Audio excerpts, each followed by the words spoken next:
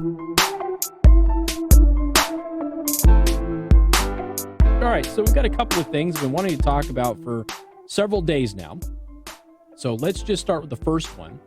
Nearly 80,000 illegal aliens carried an arrest record before winning DACA approval, according to government data. Nearly 80,000. Now, of course, they're still pushing this whole, DACA recipients are all little kids. They're not. Many of them are up into their mid-30s. Tens of thousands of people who successfully enrolled in the Deferred Action for Childhood Arrivals program carry prior arrest records, according to data that the Trump administration released on Saturday.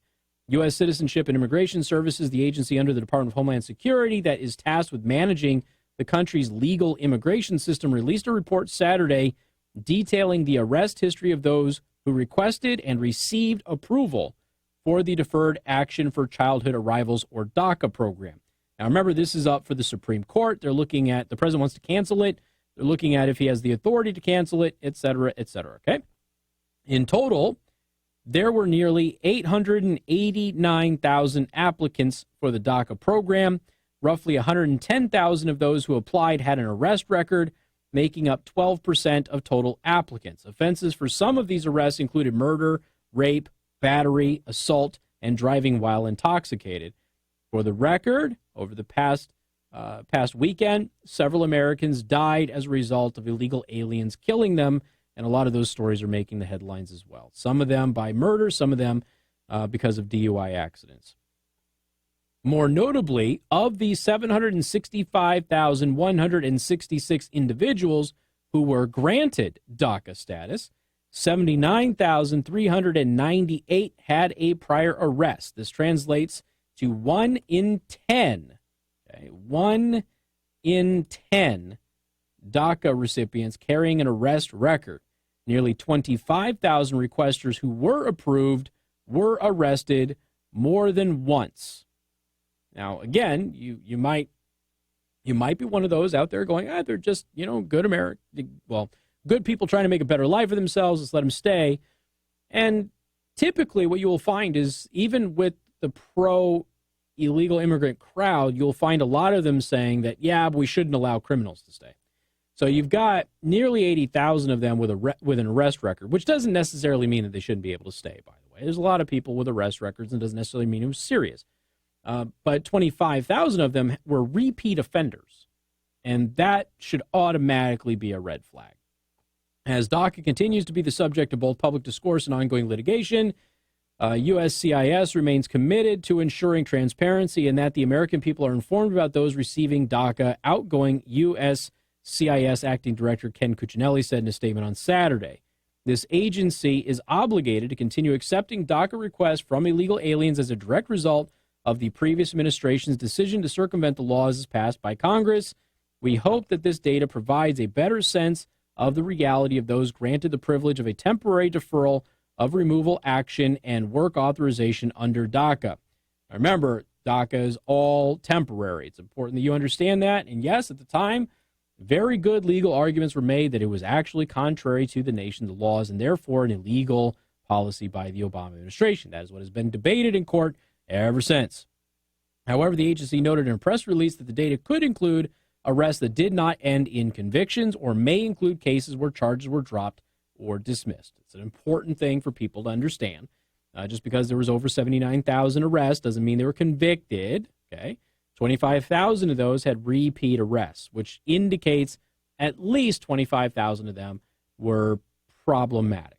All right, so even if you threw out the bigger number of near 80,000, if you look at 25,000 multiple arrest records, you start to get a sense of that's still 25,000 repeat offenders that were allowed to stay in the country as a result of this program, who probably went on to reoffend again.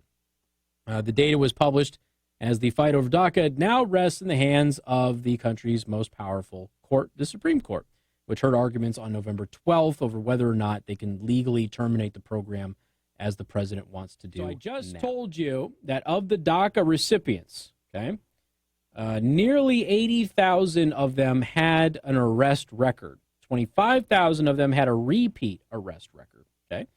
ICE also released additional information. This has been one of the biggest sticking points for me on this immigration battle. And like I said, maybe it's because I come from the Southwest, and where I'm from, this is a regular occurrence, whereas in a lot of places, it's not really seen and not really a big deal.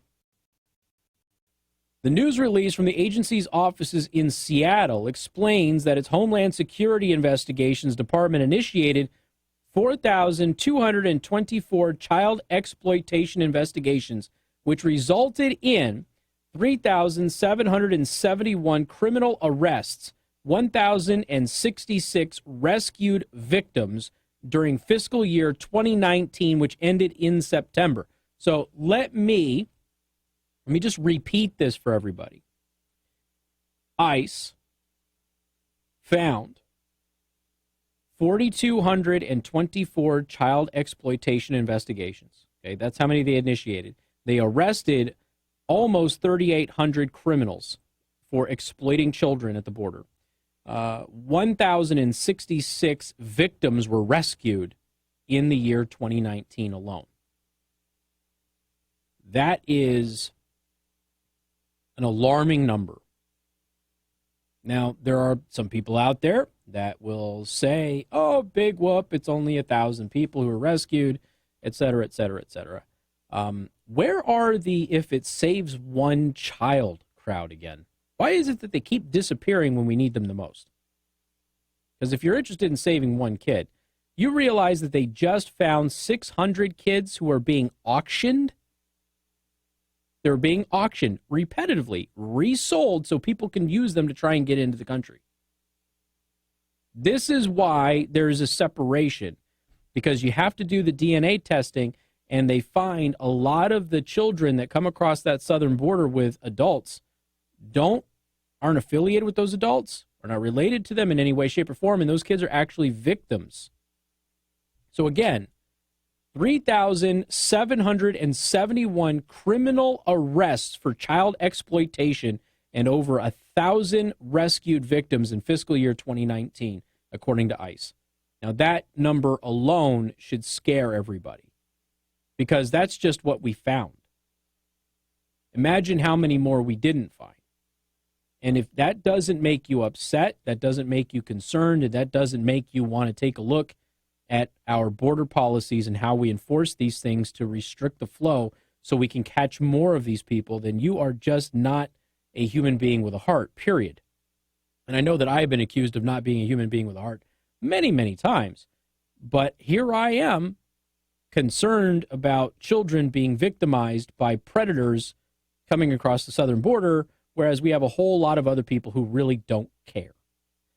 And I can tell you that they don't care. Casey, you can't say that. They care. Certainly they care. They're just talking about no, they don't care because they oppose all of the things that are being done that find these victims and put the perpetrators who abuse these victims in prison. They oppose every apparatus that makes that possible. So no, they don't care. They can pretend they care all they want on their little Twitter accounts and when they're interviewed by some stupid news anchor somewhere, but in reality, they actually do not care at all about those people. It's one of those things that I keep telling you. I saw it over and over again when I grew up in Las Vegas. Indentured servitude is real. The indentured servants are immigrants trying to come to the United States. They are not just from south of the border. They are from the Far East. They are from the Slavic countries. It just depends on the region of the United States in which immigrants are going to be the most prevalent.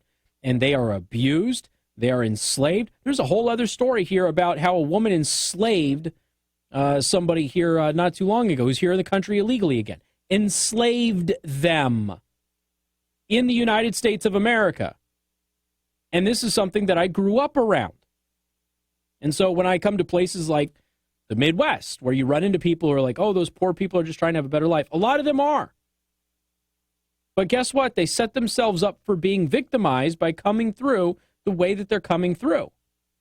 You've got children dying because the parents choose to swim across the Rio Grande rather than go to a port of call and try to get into the country legally because they know they don't qualify to get into the country legally. And then children die as a result of this. And it's not just the kids, it's the innocent victims as well. Again, up to 80%, some estimates have it higher than that, of women trying to come across the border are sexually assaulted. That's not acceptable.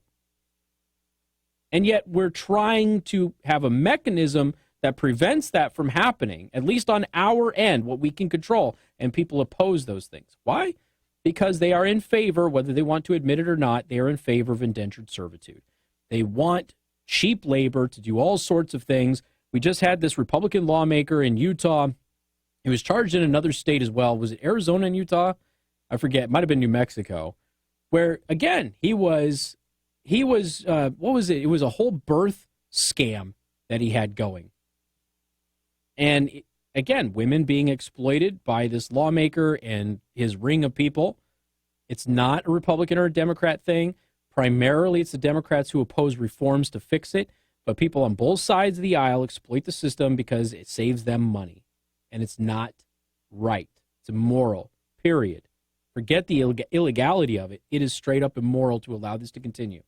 We have more coming up. News Talk 95.3, Michiana's news channel.